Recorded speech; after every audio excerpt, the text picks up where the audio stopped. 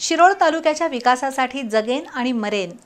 शिवपुतळ्यानंतर आता डॉक्टर बाबासाहेबांच्या पुतळ्याचं स्वप्न पूर्ण करणार असल्याची ग्वाही राजर्षी शाहू विकास आघाडीचे उमेदवार आमदार राजेंद्र पाटील यड्रावकर यांनी दिली।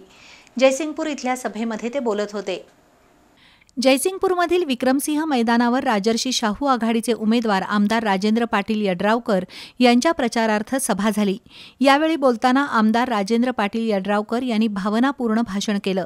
रक्ताचा शेवटचा थेंब असेपर्यंत शिरोळ तालुक्याच्या विकासासाठी जगेन आणि मरेन असं सांगून शिरोळच्या जनतेचं ऋण फेडणं शक्य नाही, पण शिवपुतळ्यानंतर डॉक्टर बाबासाहेबांचा पुतळा उभारू अशी ग्वाही दिली। यावेळी आमदार सतेज पाटील यांच्या टीकेला यड्रावकर यांनी चोख उत्तर दिलं। तुम्ही सांगितलं मी बाहेर न येऊन मी आता तुमच्या गावामध्ये लक्ष घालणार आहे। या जयसिंगपूर शहरामध्ये आणि या तालुक्यामध्ये अनेक लोकांनी अनेक वेळा लक्ष घातलं आणि लक्ष काढलं सुद्धा। हा सुद्धा ह्या तालुक्याचा इतिहास आहे।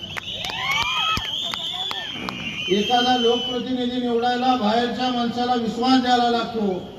हे खऱ्या अर्थानं तुमचं आणि माझं दुर्दैव आहे की भविष्यामध्ये तुम्ही करा, तुम्हाला कुठलीही अडचण देणार नाही, मी तुमच्या पाठीशी आहे, माझा हे लोकप्रतिनिधी तुम्ही निवडून द्या। ही भूमिका घेतलं का आमच्या तालुक्याचा खऱ्या अर्थानं अपमान आहे असं म्हटलं तर काय। सावकार मादनाईक यांनी यड्रावकर यांच्या विकास कामांची यादी सांगून ही निवडणूक बिनविरोध व्हायला हवी होती असं मत व्यक्त केलं। तर मनीषा डांगे यांनी विरोधकांच्या टीकेला उत्तर देत शिरोळची जनता यड्रावकर यांना पुन्हा आमदार बनवेल असा विश्वास व्यक्त केला। यावेळी माजी नगराध्यक्ष संजय पाटील यड्रावकर, मिलिंद शिंदे, मल्लाप्पा चौगुले, प्रमोद पाटील, दशरथ काळे, विजय भोजे, विद्याधर मर्जे, सतीश मलमे, अमरसिंह पाटील यांच्यासह नागरिक उपस्थित होते।